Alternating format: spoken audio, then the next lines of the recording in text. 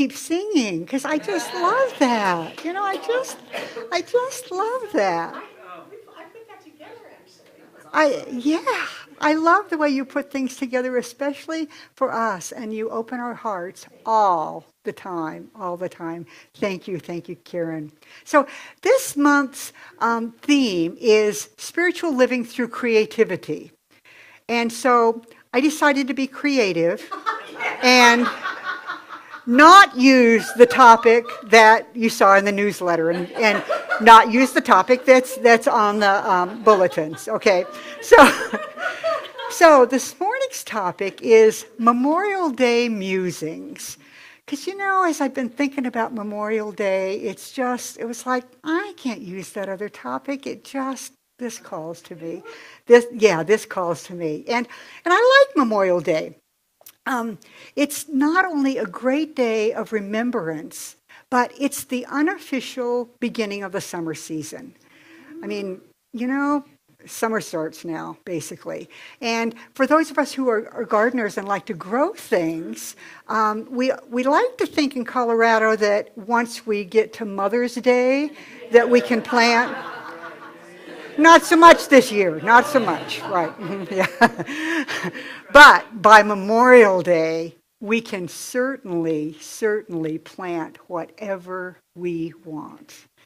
And then, of course, that planting thing, there you go with a great spiritual metaphor, because we know that whatever we plant, we get back. I mean, if you plant in your garden and you plant tomato seeds, you get tomato plants.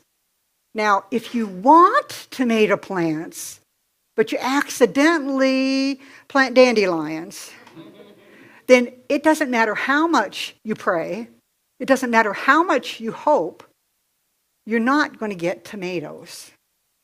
And of course, we know as religious scientists that our thoughts are like the seeds that we plant in the universal mind. Our thoughts, our beliefs, the choices we make, that's what creates our reality.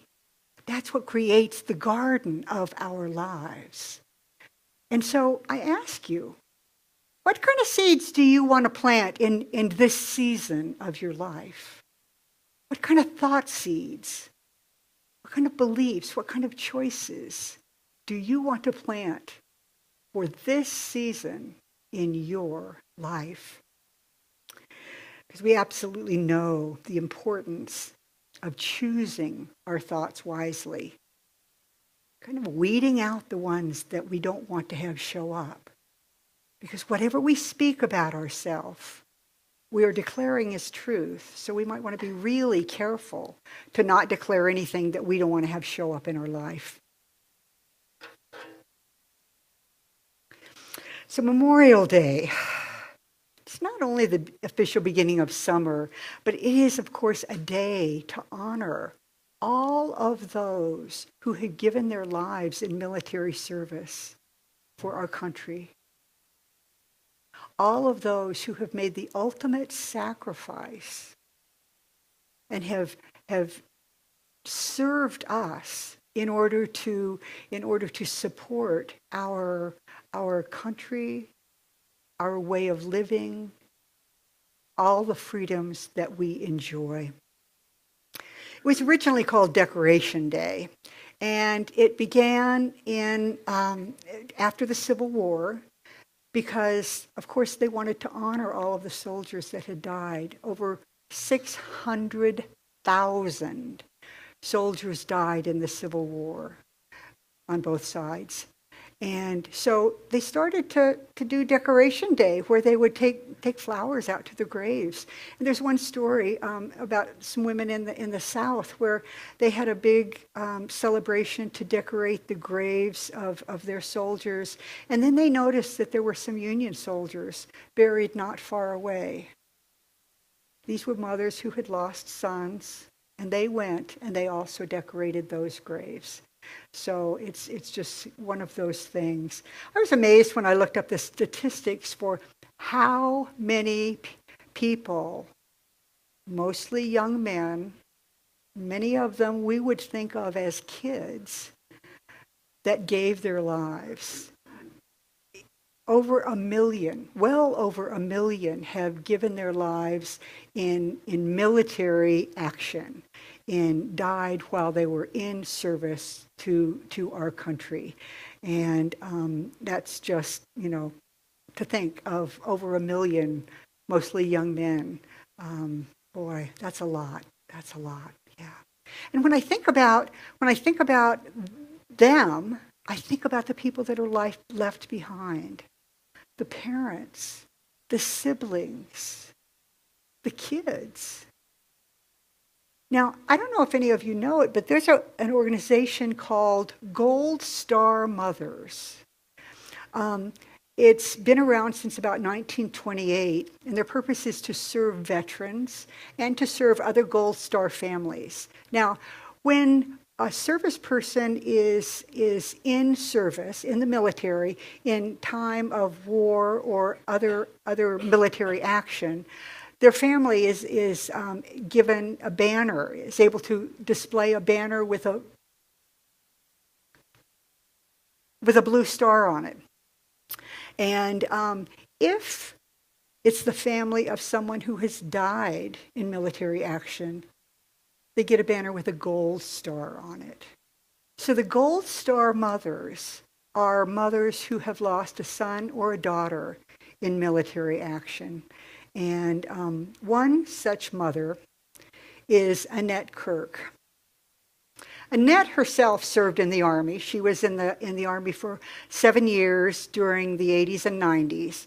And she married somebody else in the Army, Paul. And they had a son, Paul Jr. And as Paul Jr. grew up, he really wanted to serve his country, as his parents had. And so he was determined to do that. Now, right before Paul Jr. went into his basic training, his father was killed in an automobile accident. And what his mother says is, my son was a strong kid. He pushed through the pain, determined to serve his country. Now, shortly thereafter, way too soon, Paul Jr. was killed in Afghanistan when an IED exploded, an improvised explosive device. And Annette became a Gold Star mother, something she never wanted to be, of course. Around the same time, she lost her brother, and she lost both of her parents. But she really tried to keep up her spirits. She was working with the Gold Star Mothers on their projects, and she was also working on the Afghanistan Memorial Project. And that helped. But what really helped her was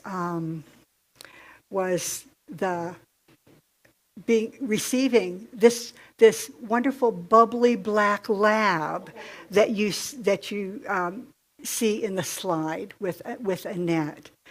See, what happened is last year, in September of last year, the Southeastern Guide Dogs organization began to provide Gold Star family dogs, knowing what a healing process that would be.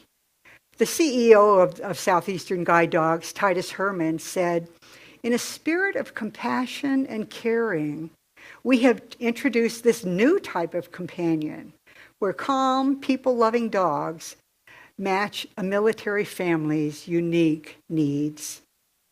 Now, here's what Annette had to say. Bruno's already made a difference. I feel a lot better about myself. I feel happier. I think because he's so happy, he makes me happy. He has looks a lot like Folly. Looks a lot like Folly, Karen's dog, who's out in the lobby. He has such a personality. I'm not a touchy-feely person, she says, but with Bruno, I am. I hug him a lot, and he's always next to me. I almost see him as a person, not a pet, almost like a child. Now, I am so glad that there are resources out there to support families of those who have given their lives. And I know that a lot more is needed, but I'm certainly grateful for that. Originally, the North and South, as you would probably guess, celebrated Decoration Day on different days of the year. And eventually, in the 20th century, it was decided that the end of May should be a Memorial Day. Now, what I read and I found really interesting was that it was decided to do that at the end of May because all around the country, flowers would be blooming. And so the flowers would be available to take and put on the graves of those who had served and given their lives. I remember when I lived in the Midwest for a number of years, the question of the month of May was, will the peonies be ready for Memorial Day? Now, for any of you who are not flower people, these are peonies that you see in front here. And these are, lovely, lovely peonies. And that they are used, especially in the Midwest where they grow so wonderfully and so freely. That's the flower that is often placed on graves.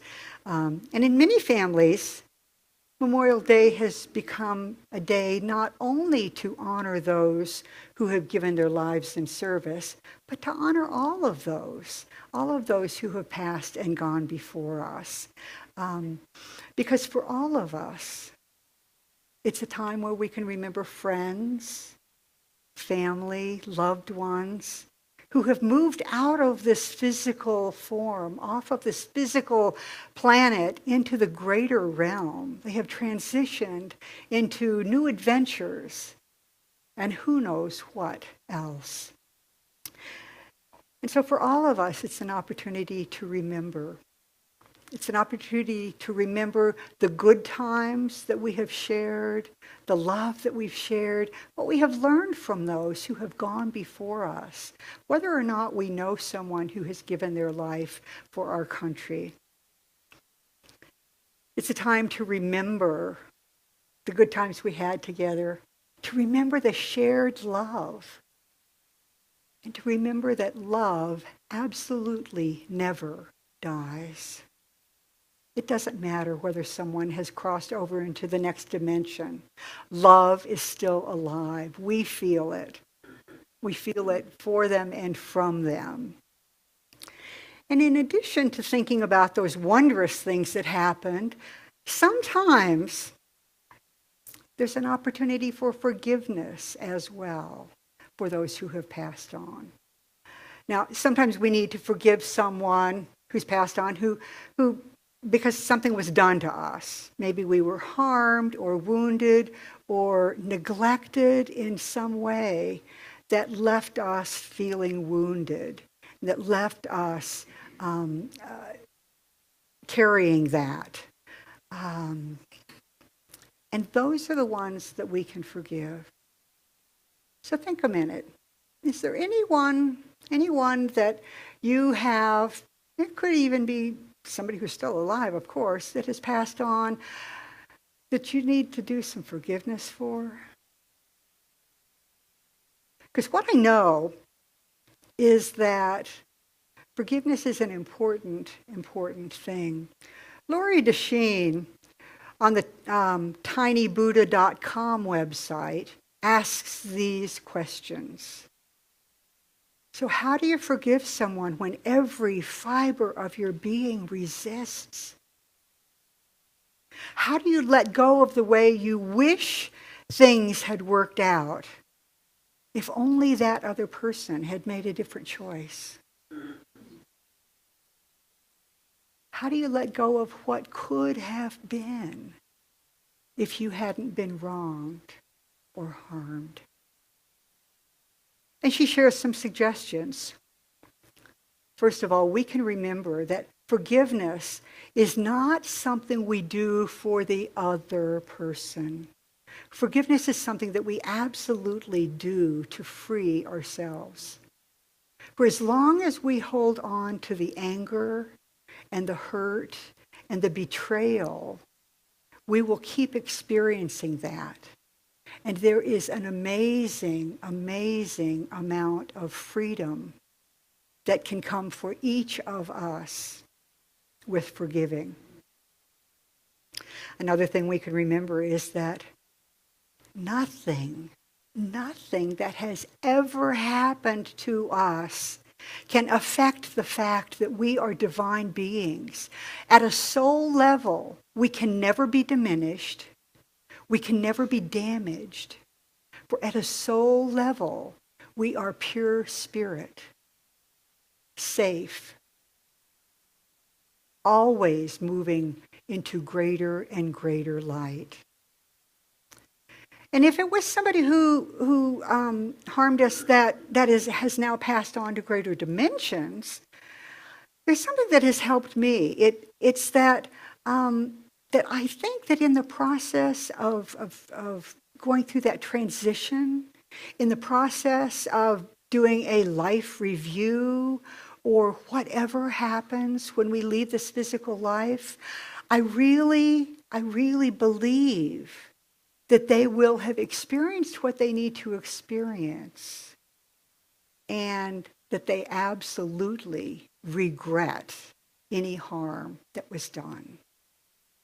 So, and then of course we can think about how we want to be forgiven.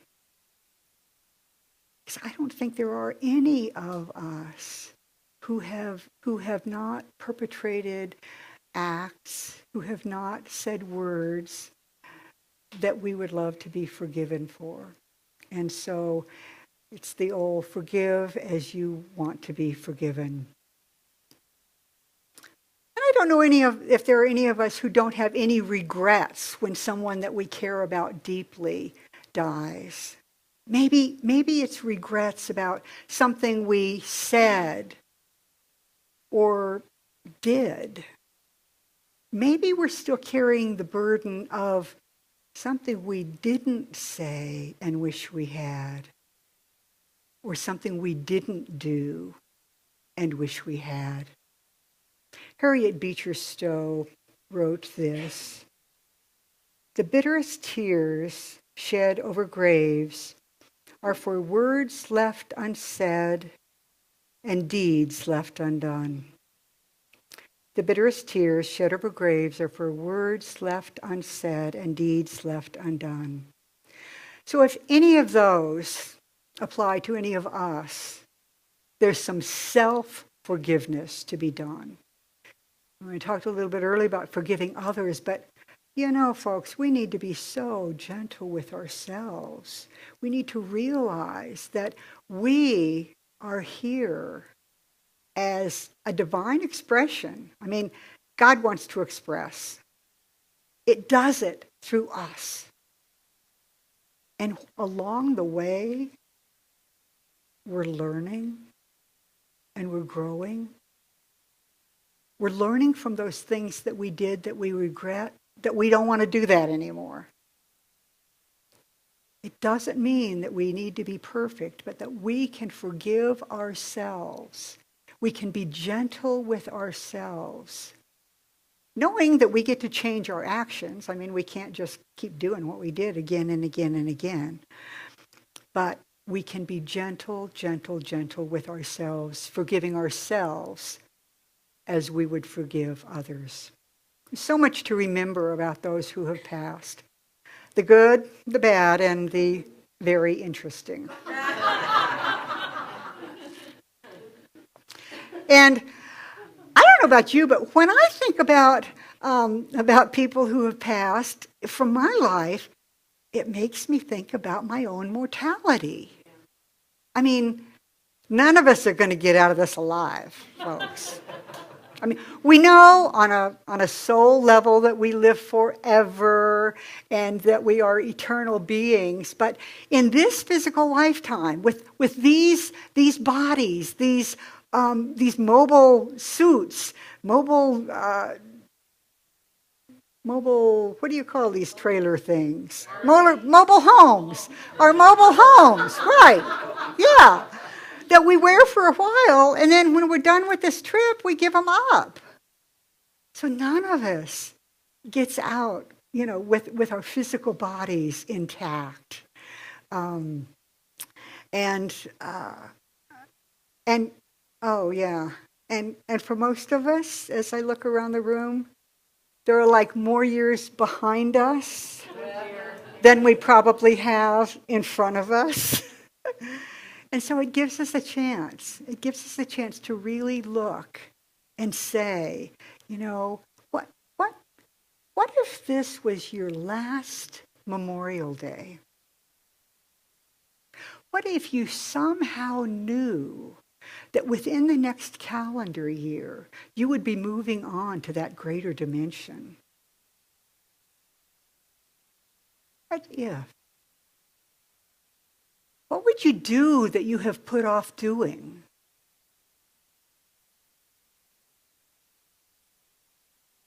What would you say that you would not want to leave this life unsaid?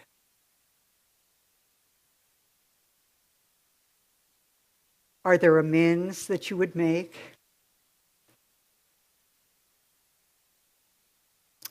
Who might you want to forgive before you go out of this lifetime? Are there ways that you would still like to serve? And now, here's the most important question. Why wait? Why wait? If there are things that you still want to say, if there are things that you still want to do, if there are ways that you still want to serve, why wait? We've been given the amazing gift of life. We can breathe. We can feel the fresh air around us on our skin. We can connect with other people. We can love. We can connect with other beings, our animals, and other beings on the planet. We are here. We are alive. We are absolutely blessed.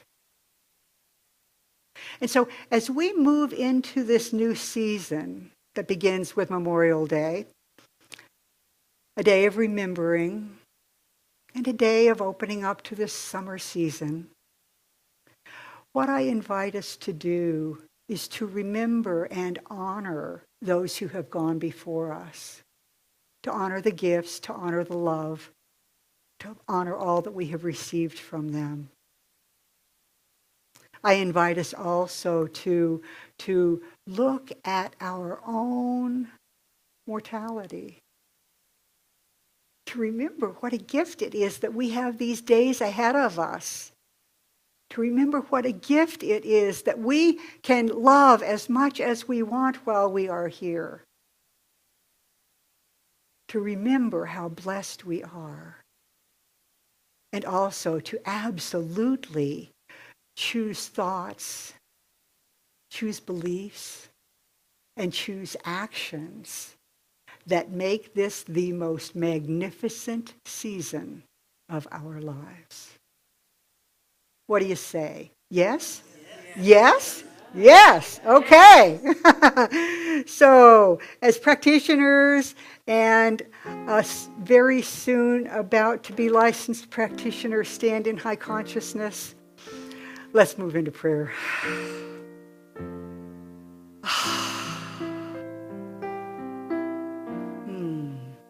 I cannot help but start with gratitude. Gratitude for the freedoms that we enjoy. Gratitude and honor for those who have given their lives, who have given so much. Not only the soldiers, but the families.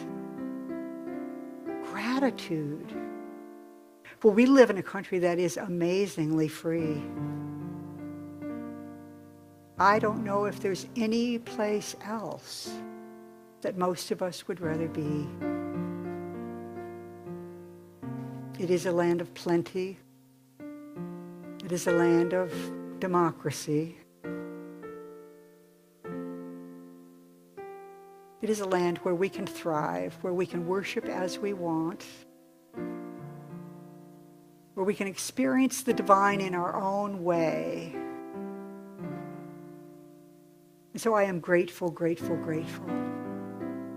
And I know that as we continue into this Memorial Day weekend, that it is with joy.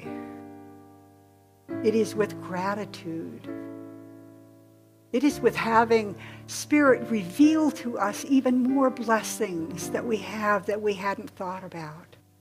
And so I absolutely know that as each of us goes forth, our path is filled with opportunities. Opportunities to love, opportunities to grow, opportunities to share. For we are absolutely blessed. And we are a blessing. And so it is.